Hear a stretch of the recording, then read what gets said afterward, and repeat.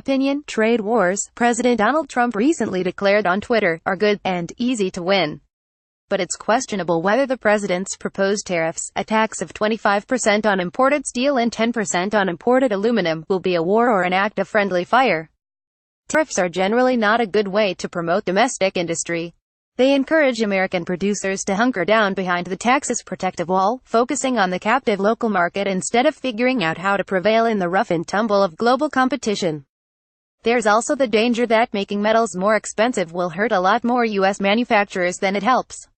The construction industry would take the biggest hit. Import taxes will tend to drive already exorbitant U.S. construction costs even higher, hurting commercial development around the country. It will also harm U.S. exporters. The U.S. makes a lot of internationally tradable products that use steel, aircraft, autos, appliances and industrial machinery. A lot of others use aluminum.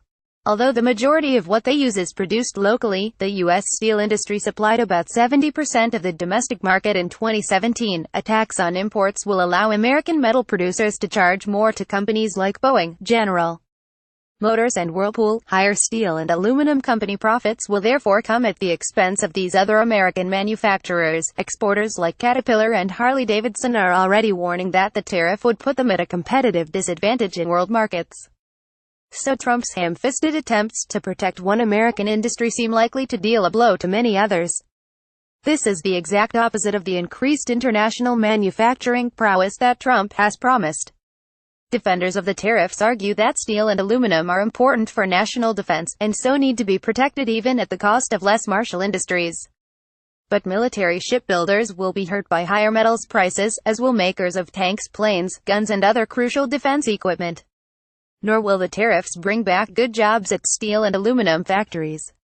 Since 1990, production of metals in the U.S. has held roughly constant, but the number of people employed in the industry has fallen steadily. The reason is technology. Productivity has improved, even as demand has stayed more or less constant. Mathematically, that means fewer jobs for steel and aluminum workers. Tariffs won't change that equation. If anything, by hurting down industries like car and equipment manufacturers, the new import taxes will probably kill more factory jobs than they save. So Trump's metals tariffs look likely to be a self-inflicted wound for the U.S., even if they don't spark retaliation from trading partners, and even if they don't weaken American alliances.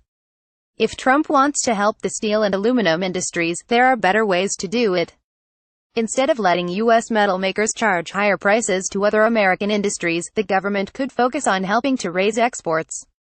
The reason domestic steel production hasn't grown isn't because of cheap imports, it's the fact that the U.S. market hasn't grown. The U.S. is a mature economy with a lot of existing buildings, infrastructure and vehicles, meaning that its consumption of metal can be expected to grow only slowly. Countries in Asia and Africa, however, need lots of new steel to fuel their economic development. The U.S., which makes higher quality steel than countries like China, could potentially be supplying much of those countries' needs.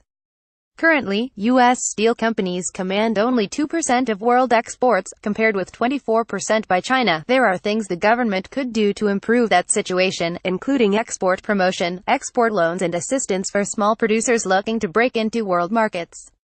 Selling more steel and aluminum abroad is a much better bet than trying to capture a bigger slice of a stagnating pie back home. So far, though, Trump has shown more interest in trade war for its own sake than in actually helping U.S. companies compete. Tariffs might make Trump and his die-hard followers feel better, but they'll hurt more American pocketbooks than they benefit. By Noah Smith. Noah Smith is a Bloomberg View columnist. Ed. Bloomberg.